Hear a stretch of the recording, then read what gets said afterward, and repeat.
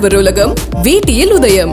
உதயம் வேட்டிகள் ஷர்ட்டுகள். 2024 இந்த ஆண்டு பிறந்த பிறகு பிரதமர் 8 முறை தமிழகத்திற்கு வந்து பிரச்சாரம் செய்திருக்கிறார். ஆனால் உங்கள் கூட்டணியில் இருக்கக்கூடிய தலைவர் ராகுல் காந்தி ஒரு முறை மட்டுமே கோவை வந்திருக்கிறார். இது எப்படி சார் இருக்கிறது? ஏன்னா வந்து காங்கிரசுக்கு இங்க நம்பர்ஸும் அதிகமா இருக்கு, ஆனா பிரச்சாரம் குறைவா இருக்கிறதா சொல்லப்படுகிறது. ஒட்டுமொத்தமாக காங்கிரஸ் வந்து திமுகவோட பிரச்சாரத்தை கொடுத்துட்டாங்களா சார்? திமுக ஆட்சி அமைந்ததற்கு பிறகு மாண்டஸ் புயல் வந்தது, மிக்ஜாம் புயல் வந்தது. இதனுடைய பாதிப்புகள் சென்னைக்கு பெரிய அளவிலும் இருந்தது. சென்னை மட்டுமல்ல, காஞ்சிபுரம், திருவள்ளூர், தென் தமிழகத்தை பொறுத்தவரை தென்காசி, அதேபோல் கன்னியாகுமரி, நெல்லை மாவட்டம், தூத்துக்குடி போன்ற 4 மாவட்டங்களில் பாதிப்பு. இங்கே ஒரு 3 மாவட்டங்கள், 7 மாவட்டங்களில் மிகப்பெரிய அளவிலான பாதிப்பு ஏற்பட்டது. அந்த பாதிப்புகளுக்கெல்லாம் எட்டி பார்க்காதவர், மாண்டஸ் புயலின் போது இந்த பக்கம் எட்டி பார்க்காதவர் ஒரு தேர்தலுக்காக 8 முறை வந்திருக்கிறார். இது வந்து தேர்தலுக்காக அவர்கள் பலனடைய வேண்டும் என்பதற்காக வந்ததுதான்.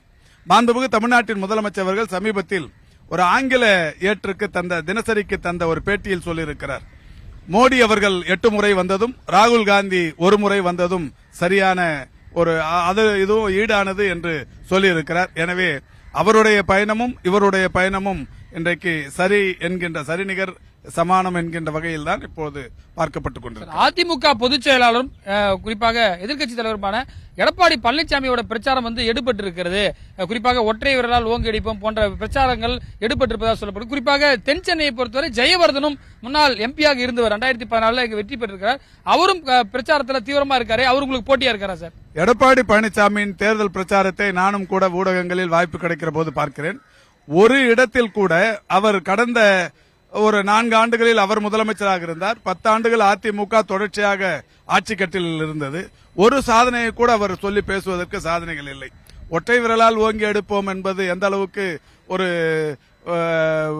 ஒரு பொருத்தமான வார்த்தை என்பது எனக்கு தெரியவில்லை. அந்த வாக்கு என்பதை மனதில் வைத்து அவர்கள் சொல்லுகிறார்கள். கையில் மையிடுவதை சம்பந்தமாக அவர் சொல்லுகிறார்கள்.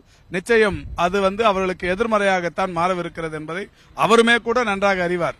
எனவே அவருடைய பிரச்சாரம் என்பது பெரிய அளவிலான தாக்கத்தை இந்த கூட்டணிக்கு ஏற்படுத்தாது. தென் சென்னையை பொறுத்தவரை புதிய தலைமுறை இந்த கள பணிகளை பண்ணோம். நம்ம வந்து வெள்ளத்தின் போது சோழிங்கநல்லூர், வேளச்சேரி போன்ற பகுதியில் வெள்ளத்தால் கடுமையாக பாதிக்கப்பட்டது. அந்த பிரச்சனை பெரிய லெவலில் இருக்கிறது. அதே போல இந்த மெட்ரோ ரயில் திட்டத்தின் காரணமாக போக்குவரத்து நெரிசலும் பெரிய பிரச்சனையாக இருக்கிறது. இதையெல்லாம் எப்படி எதிர்கொள்ள போறீங்க? மிக நீண்ட காலம் நாம் எதிர்காலத்தில் போக்குவரத்து இடையூறுக்கு ஒரு முற்றுப்புள்ளி வைக்கிற அந்த திட்டத்திற்கு இப்போது சிறிய அளவிலான அந்த இடையூறை சந்தித்து தான் தீர வேண்டும். அதில் எந்த மாற்று கருத்தும் இல்லை. அதே மாதிரி இந்த வெள்ள பாதிப்புகள் சொன்னீங்க. தென் சென்னையை பொறுத்தவரை மட்டும் இல்ல, தமிழ்நாட்டிற்கு இதுவரை அந்த மிக்ஜாம் புயலின் போது பெரிய மழை என்பது தமிழ்நாட்டை பொறுத்தவரை கடந்த டிசம்பர் 4 மற்றும் 5 தேதிகளில் பெய்த மழையின் அளவு கடந்த 147 ஆண்டுகளுக்கு முன்னால் டிசம்பர் மாதம் முதல் வாரத்தில் பெய்த மழை. அதே மாதிரி இதுக்கு முன்னாடி எல்லாம் வடகிழக்கு பருவமழையின் போது டிசம்பர் முதல் வாரத்தில் பெய்த அந்த ஒட்டுமொத்த வார கணக்கிலான அந்த மழை என்பது 48 ஆண்டுகளுக்கு முன்னால் பெய்த மழை. இந்த மழையின் சுவடு 2 நாட்களிலேயே தெரியாத அளவுக்கு மாநகராட்சி நிர்வாகமாக இருந்தாலும், பொதுப்பணித்துறையாக இருந்தாலும், நீர்வள ஆதாரத்துறையாக இருந்தாலும், நெடுஞ்சாலை துறையாக இருந்தாலும் மிக சிறப்பாக அதை சீர் செய்தது. முதலமைச்சர் நம்ம பேசிட்டு இருக்கக்கூடிய பெசன் நகர் பகுதியில் நாளைக்கு பிரச்சாரத்தை நிறைவு செய்யறாரு. ஒரு முன்னாள் கவர்னரே இங்க நிற்கிறாரு. இங்க போட்டி பலமா இருக்கு. அதனாலதான் முதலமைச்சரே இங்க வந்து பிரச்சாரத்தை இறுதி பண்றாங்கன்னு கருத்து இருக்கு. அதை எப்படி பாக்குறீங்க சார்? இல்ல, முதலமைச்சர் மாண்புமிகு தமிழ்நாட்டின் முதலமைச்சர் அவர்களை பொறுத்தவரை தமிழ்நாட்டில் 2 பாராளுமன்ற தொகுதிகள் என்கின்ற வகையில் ஒரு பிரம்மாண்டமான பொதுக்கூட்டத்தை நடத்தி வருகிறார்.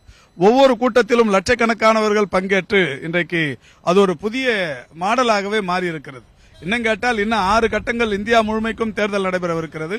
இந்த தமிழ்நாட்டில் நடைபெறுகிற இந்த தேர்தல் இந்தியா கூட்டணியின் இந்த மிகப்பெரிய அளவிலான எழுச்சி, மாண்புமிகு தமிழ்நாட்டின் முதலமைச்சர் அவர் பேசுகிற கூட்டத்திற்கு வருகிற கூட்டம், அந்த கூட்டங்கள் நடத்தப்படுகிற அந்த நேர்த்தி, இதெல்லாமே வடநாட்டிலேயும் கூட கொஞ்ச நஞ்சம் இருந்த அந்த பாரதிய ஜனதாவுக்கு இருந்த ஆதரவு என்பது சரிய தொடங்கி இருக்கிறது என்பது இன்றைக்கு எல்லா தரப்பிலும்.